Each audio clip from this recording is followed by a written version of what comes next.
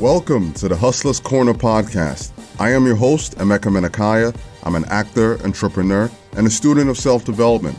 On each episode, my purpose is to bring you an inspiring message that supports your journey for growth in life. My intent is to leave you feeling empowered and motivated to push through any obstacles in pursuit of your goals and dreams. I'm grateful for your time with me today, so let's get started.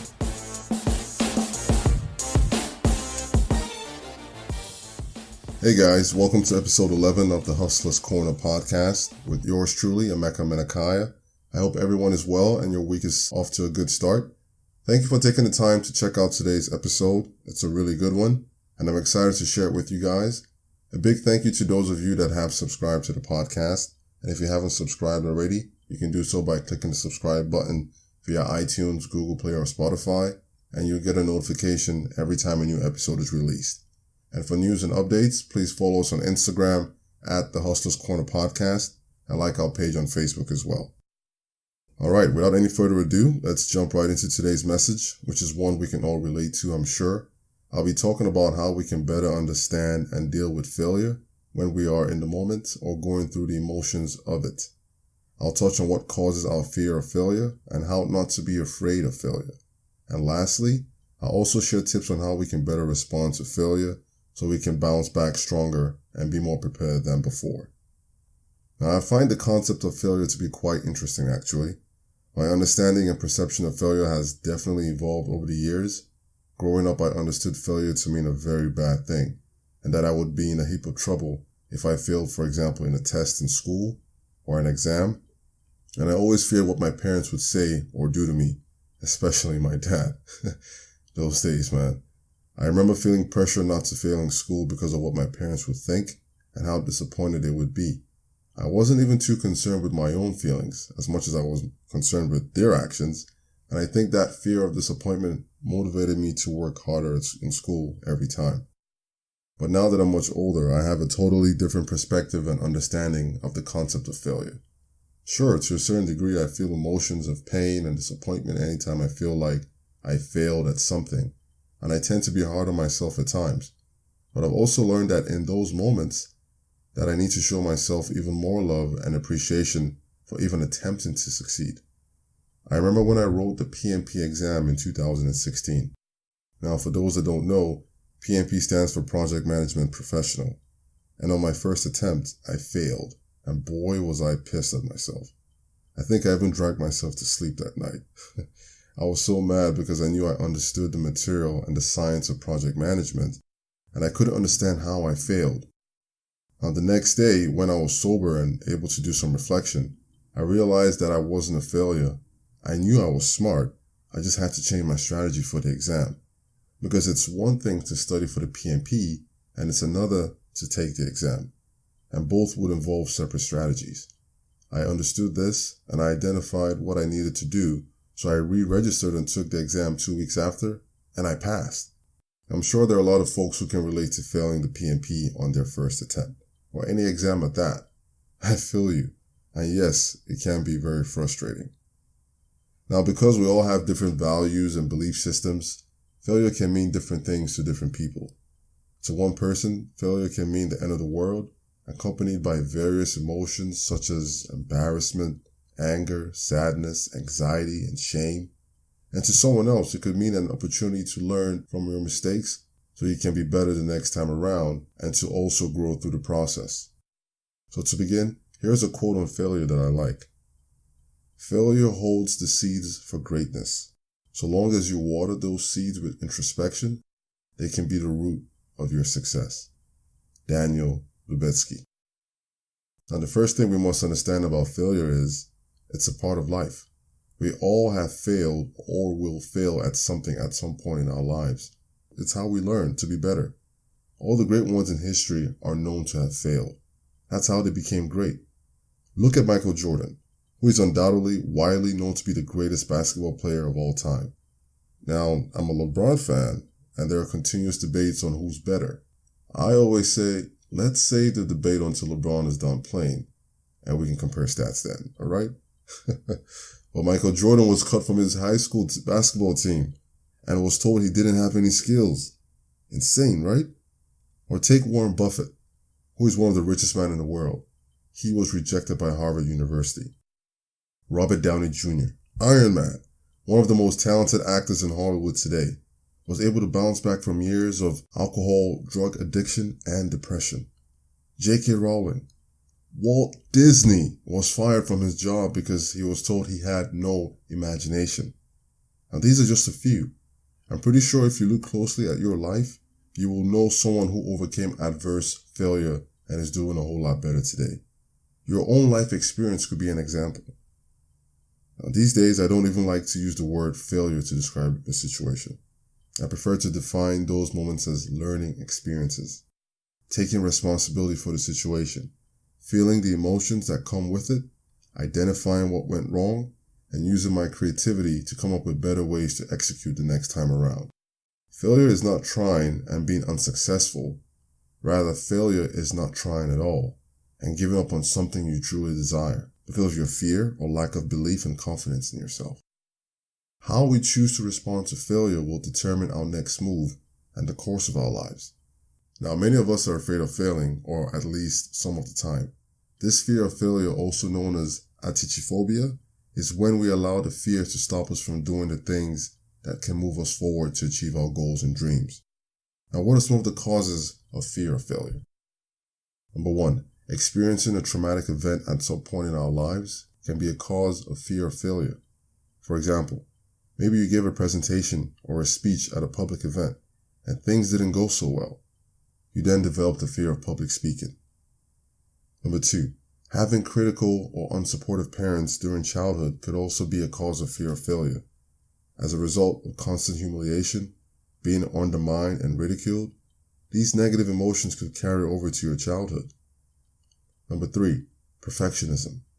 When you are only willing to try things that you know you are good at and can complete perfectly and successfully because you're afraid to step out of your comfort zone and try something entirely new due to a fear of failure.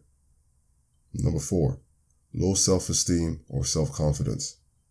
When you make negative statements to yourself such as, I'm not good enough to apply for that position, or I'm not skilled enough to try out for the soccer team. A feeling of lack and inadequacy. Number 5, self-sabotage. For example, procrastination, anxiety, not following through on your commitments to a goal. Now, these are just a few examples of causes of fear of failure, but let's also quickly look at how not to be afraid of failure. Number 1, look at the worst case scenario. Analyze the entire process and ask yourself, what's the worst thing that can happen? Will I stop breathing and die? Will I lose my home? Sometimes the worst case scenario can be severe and it can be perfectly rational to fear. But a lot of times the worst case scenario isn't as bad as we may think, and acknowledging this can help. And number 2, learn to think more positively. Our thoughts tend to create our reality. Positive thinking is a very powerful tool to neutralize self-sabotage and build self-confidence. Engaging in positive thinking has tremendous benefits for our mind, body, and spirit. Number 3, visualization. For some of us, because of our fears of the unknown, sometimes positive thinking is not enough to overcome our fears of failure. Research shows that a combination of positive thinking and visualization has a profound effect on reducing our fear of the outcome. You can spend moments visualizing the outcome you desire. This allows you to feel the fear and see yourself moving past it. And number 4, have a contingency plan. If you struggle with a fear of failing at something, it helps to have a backup plan in place. Knowing that you have a plan B if things don't go as desired with plan A can provide you with some comfort and confidence in yourself and the outcome.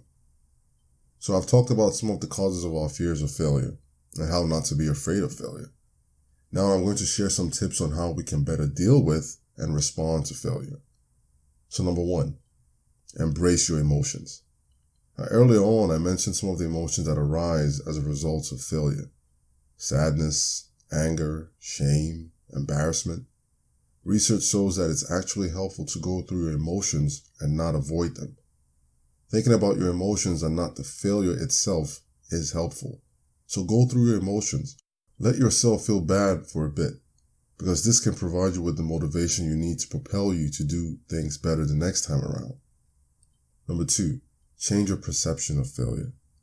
Most of us were brought up thinking and to believe that failure is bad and that if you fail, you'll never be successful. However, these are false beliefs. We need to change our perception of failure from one of fear to an opportunity for growth and learning, choosing to see rock bottom as a foundation and not a conclusion. Doing this will put us in better positions each time we're dealing with an undesirable outcome. Number 3, accept an appropriate level of responsibility. It's important that we accept an appropriate level of responsibility when dealing with failure. Too much of it, and we can end up blaming ourselves at every corner. But too little, and we can start blaming others for everything. Taking responsibility for our failures will empower us and enable us to identify the reasons we failed and acknowledge what we can do differently the next time. Number 4, face your fears of failure. Now, if you've lived most of your life avoiding failure, then it will feel very scary when it happens. However, if you choose to face your fears and practice stepping out of your comfort zone to explore new opportunities and try new things, you will discover that failure isn't as bad as you might imagine. So do the things that might get you rejected. Get comfortable being uncomfortable. Be confident in moments of the unknown, because that's when we are powerful and able to create the outcomes we desire. And number 5, do not make emotional decisions. Sometimes after experiencing failure, it's easy to make decisions based on emotion. However, this is often detrimental. Allow yourself the time to feel the emotion and to collect yourself. That way you can make calm, rational decisions that prevent the problems from compounding. And number 6, disassociate yourself as a person from the actual failure. It's very easy when things are failing and falling apart to put 100% blame on yourself. But this is not healthy. Allowing yourself to become strongly attached to the failure will only make handling it more difficult.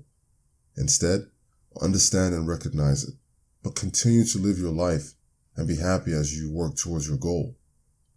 Number 7, do not dwell on it. Learn from it. As mentioned, failure happens to everyone, but remaining down about it doesn't accomplish anything productive. Instead, learn from the experience, identify what went wrong, ask yourself the tough questions, and come up with ways you can improve, and apply forward thinking. If you are going to fail, make sure you're failing forward. Insanity is doing the same thing over and over again and expecting a different result. So learn from your mistakes. Don't dwell on them and move forward. And number 8, have a forward plan of action and be persistent. Now, after experiencing failure and you've done your analysis on what went wrong, it's important to have a plan of action to execute on. Write down the steps you came up with so you can avoid the same mistakes and keep going. We've all heard the saying, if you fail, try and try again.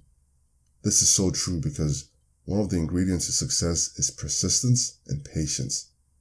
You may not make it on your first attempt, or your work may not even be recognizable, but if you are patient and you keep progressing forward, while remaining creative and innovative with your plans, your chances of success will go up, and the possibilities of failure will reduce. So to recap, I talked about some of the causes of our fear of failure. I also talked about how not to be afraid of failure, and I also shared tips on how we can better deal with and respond to failure when it occurs. Just really quickly, here are the tips again. Embrace your emotions. Change your perception of failure. Accept appropriate responsibility for your failure. Face your fears. Do not make decisions based on emotion. Disassociate yourself with the actual failure. Don't dwell on it. Instead, learn from it. And have a forward plan of action. And be patient and persistent. And I'll end on this note, reminding us all that failure is a part of life. Everyone fails at some point. So I'm sorry to say, but you're not that special. But that doesn't have to be a cause for inaction or mean we have to be at a standstill and not move forward. If we can view failure as a learning process and allow ourselves to grow through it, we not only become better versions of ourselves, but we come closer to achieving our goals and dreams, so we can have the kind of life that we truly desire and deserve. Do not be afraid to fail. Hey guys, I want to thank you for being with me today on the Hustler's Corner podcast. If you like what you heard, Please share this episode with at least 3 to 5 people or anyone you think needs to hear it. If you would like to get the show notes from today's episode, you can go to the website www.thehustlerscorner.com and click on the episode tab at the top of the page. Make sure you check out next week's episode. I hope you have a blessed week, and let's continue to grow, inspire, and support each other. Thank you, and one love.